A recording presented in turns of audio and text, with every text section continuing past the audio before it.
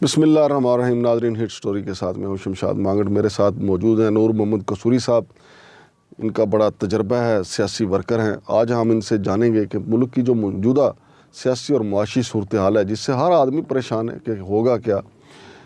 लेकिन नूर मोहम्मद कसूरी साहब का ये कमाल है, इनके पास कुछ अच्छी सोचें भी हैं, कुछ आइडियाज़ हैं।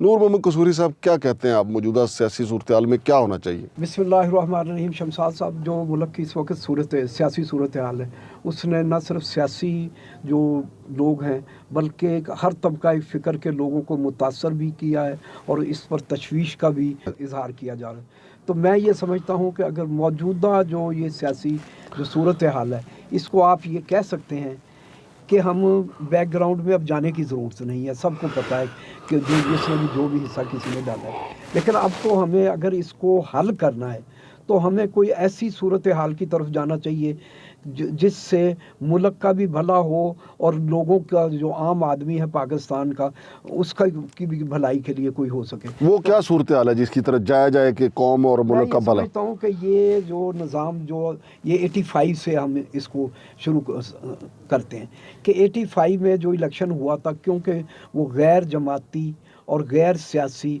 और एक वो कहा जा सकता है कि उस ज़माने में आइन भी गैर आइनी बुनियादों पर हुआ। हुकूमत जो गैर आइनी थी, मतलब वो को इसलिए तो उसकी जो बुनियाद थी ना, उसमें आप ये समझें कि सियासत, जमहूरियत, आइन के अलावा सब कुछ था। आज वही लोग जो उस वक़्त यूनियन कौंसलों के ज़रिए, डिस्ट्रिक्ट कौंसलों के ज़रिए, शहर में जो लोकल बल्दियात की शक्ल में जो लोग आए, देहात के वो लोग जो किसी न किसी बरादरी के हवाले से समझ लें या किसी तरीके से भी इन्फ्लुएंस रखते थे, और शहर में 2 नंबर धंधा करने वाले लोग बल्दियाती निज़ाम के ज़रिए वो जो पाकिस्तान की जो सियासत है, मईशत है और डेमोक्रेटिक इंस्टीट्यूशंस हैं, उनमें आने में कामयाब हो गए। और आज ये जो सूरत हाल बन गई है, मैं ये समझता हूँ कि उन लोगों की जो ये लोग होते हैं जो गैर सियासी लोग हों, गैर आइनी एकदम, उनकी वो क्योंकि ज़ाती बुनियाद उनकी ज़्यादा होती है और उनके जो मद्देनज़र भी होता है वो अपना ज़ाती मकासद होते हैं, मुल्क, कौम, आइन उनके तरजीहात में नहीं होते। नहीं चौरी, मैं अपना नूर मोहम्मद कसूरी साहब, मुझे ये बताएं अब क्या किया जाए? तो अब तो मैं ये समझता हूँ जो मेरा ये 20-25 इस वक्त हमारे पाकिस्तान में 2 या 3 आप ये कह सकते हैं कि पाकिस्तान का जो मौजूदा सिस्टम है शमशाद साहब, ये किसी सूरत में भी कोई ऐसा मतलब है कि इससे आप समर आवर आप समझ सकते हैं, इसमें से नहीं निकले। मैं एग्री हूँ। हाँ। इसकी तब्दीली की ज़रूरत है। और मैं ये समझता हूँ हमारे पास 2 मॉडल हैं, एक बांग्लादेश का है, एक तुर्की है। बांग्लादेश में भी जब ये क्राइसिस पैदा हुआ था तो उन्होंने जुडिशरी को शामिल कर लिया। जुडिशरी में जो लोग आते हैं, आप ये समझते हैं जैसे आला अदालतों में, हाई कोर्ट में, सुप्रीम कोर्ट में, वो समझे एक तो तजर्बाकार होते हैं, आइनी उमूर को भी समझते हैं और वो ये एक लंबी एक तवील जद्दोजहद और एक्सपीरियंस के ज़रिए पहुँचते हैं। तो इसी दूसरा जो हम आप मॉडल आप कहते हैं कि तुर्की में, जब तुर्की में पॉलिटिकल सिस्टम नाकाम हो गया तो उन्होंने किसी न किसी तरीके से सिक्योरिटी इंस्टीट्यूशंस को भी शामिल कर लिया और 25-30 साल तक सिक्योरिटी के जो हमारे ये कह सकते हैं, उसको दूसरे लफ्ज़ों में हम ये कह सकते हैं कि जो मुसल्लह अफवाज थी वो भी किसी न किसी तरीके से हुकूमत में शामिल होती गई। और 20-25 सालों के बाद आप ये कह सकते हैं कि आज वहाँ बांग्लादेश नहीं, हमारे यहाँ तो 75 साल से हमारा जो है ना, हमारी अफवाज पाकिस्तान वो तो सियासत में है 75 सालों से, इसमें तो कोई शामिल, उन्होंने 25 साल के, हम तो 75 साल से भुगत रहे हैं। लेकिन बात यह कि आपने उनको एक कहा जा सकता है कि आपने नकाब मुश्किल बना दिया और जो दूसरा सिलसिला था वो आसान हो गया। हमें एक बैठ के इस पर एक मुतफ़िक़ा तौर पर पॉलिटिकल से लोग, जुडिशरी और इंस्टीट्यूशंस के लोग हैं, वो बैठें और एक मुतफ़िक़ा लाहिल अमल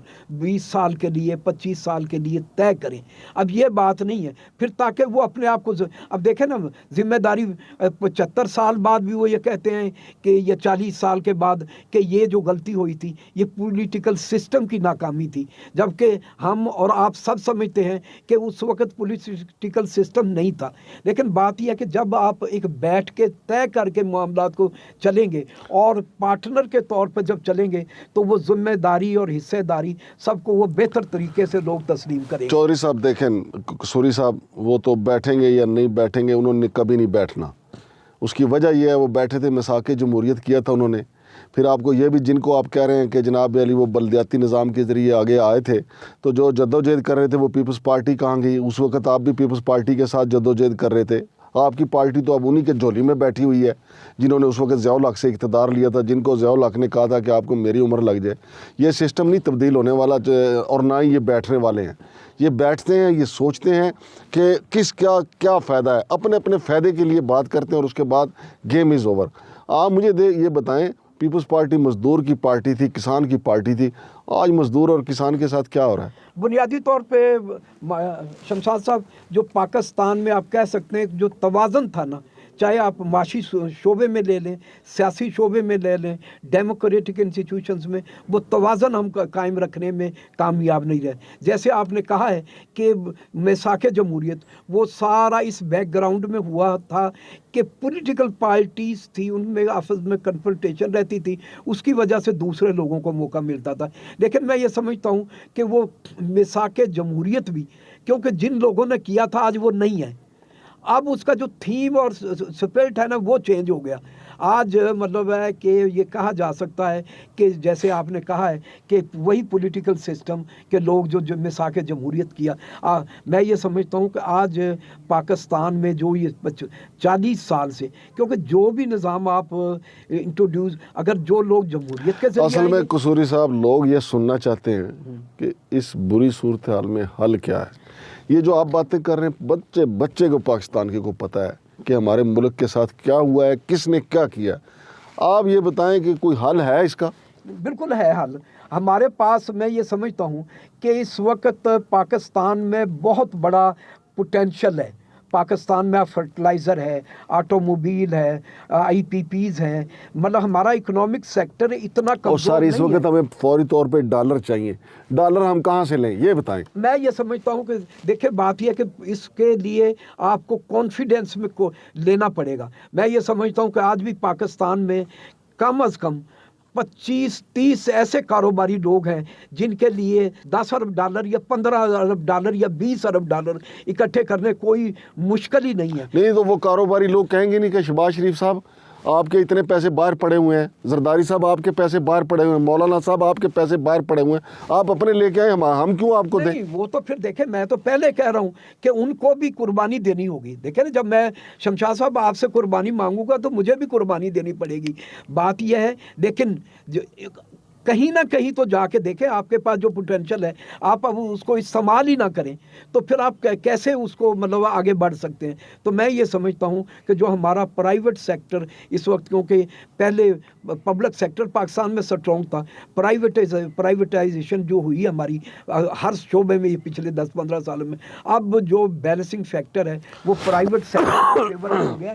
और मैं ये समझता हूँ कि प्राइवेट सेक्टर के अब भी ऐसे लोग मौजूद हैं, जैसे कि पाकिस्तान में गुल अहमद के जो बशीर अली मोहम्मद साहब है, जो गुल अहमद टेक्सटाइल के में चेयरमैन है, दूसरा मियाँ मंशा साहब है, इसी तरीके से ऑटो में मिल्लत ट्रैक्टर है, ये इंडस मोटर वाले हैं, इसी तरीके से टेक्सटाइल में जो ग्रुप्स हैं, मैं ये समझता हूँ कि अगर उनको हम एतमाद में लेते हैं तो मैं नहीं ये समझता कि 10 या 15 अरब डॉलर है पाकिस्तान को आसानी से, जो हमारा प्राइवेट सेक्टर है उस पर हम बोझ नहीं, वो ये समझे कि पाकिस्तान के लोगों का बोझ बढ़ाएंगे, लेकिन उनको हमें एतमाद में लेना होगा और उनको फ्यूचर की ये बात, उनको फ्यूचर में उनके बेहतर फ्यूचर की नवीद दिलानी होगी। और मैं ये समझता हूँ कि इस वक्त जो, चाहे उसको कोई मैं या कोई गलत समझे या कुछ, मैं ये समझता हूँ कि आज भी पाकिस्तान के इंस्टीट्यूशन है,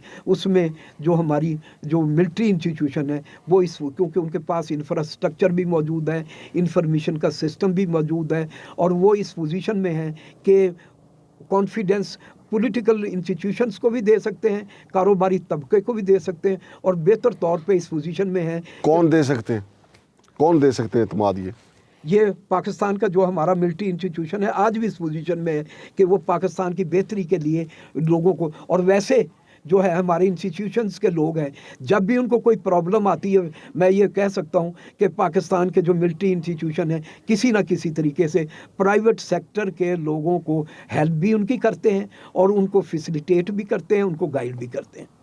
बहुत शुक्रिया नूर मोहम्मद कसूरी साहब। नाज़रीन, ये तो हमारे भाई नूर मोहम्मद कसूरी साहब की बातें हैं। उनका कहना है कि हमारा जो मिलिट्री इस्टेब्लिशमेंट है वो कारोबारी लोगों को इत्मीनान दे सकती है, लेकिन सवाल ये है कि जो बंदा कारोबारी इजरात से पैसे जो भी इदारा मांगेगा कि क्या इस वक्त उसके अपना इत्मीनान अवाम को उसके ऊपर इत्मीनान है। मिसाल के तौर पर मैं ये कहता हूँ कि हमारे वज़ीर-ए-आज़म बाहर पैसे के लिए जाते हैं, कर्ज़ मांगने जाते हैं, साथ वो ये भी कहते हैं कि मैं कर्ज़ मांगने नहीं आया लेकिन मजबूरी है। ये तो वीडियो क्लिप आपने सुने हैं। लेकिन दूसरी तरफ आप देखें, एक पाकिस्तानी जो है तुर्की का ज़लज़ला आता है, वो वाशिंगटन DC में तुर्की की एम्बेसी में जाता है और $3 करोड़ और साथ ये भी पाबंद करके आता है कि मेरा नाम नहीं लेना। वो $3 करोड़ वहाँ पे दे के आ जाता है। पाकिस्तानियों के पास बहुत पैसा है, ये कोई मसला नहीं है कि पाकिस्तान डिफ़ॉल्ट से नहीं बच सकता। पाकिस्तान डिफ़ॉल्ट से बच सकता है और पाकिस्तानी सारा कर्ज़ा उतार सकते हैं, लेकिन सवाल ये है कि पाकिस्तानी अब ₹1 भी सरकार को देने से पहले सोचते हैं कि ये जाएगा कहाँ। आपको ये भी याद रखना चाहिए कि मियाँ नवाज शरीफ साहब ने कर्ज़ उतारो मुल्क संवारो की एक मुहिम शुरू की थी, उस पैसे का आज तक कुछ नहीं पता। ये PDM के जितने लोग इस वक्त सियासत में हैं, क्या अगर ये मौलाना फजलुर रहमान साहब अपील करें, यकीन माने मेरा तो ख्याल है कि मौलाना फजलुर रहमान की अपील पे अब कोई मदरसों को चंदा भी नहीं देगा। और या जरदारी साहब अगर कौम से अपील करें कि जनाब अली मुल्क का कर्ज़ उतारना है, आप पैसे दें, कोई देगा? सवाल ही पैदा नहीं होता।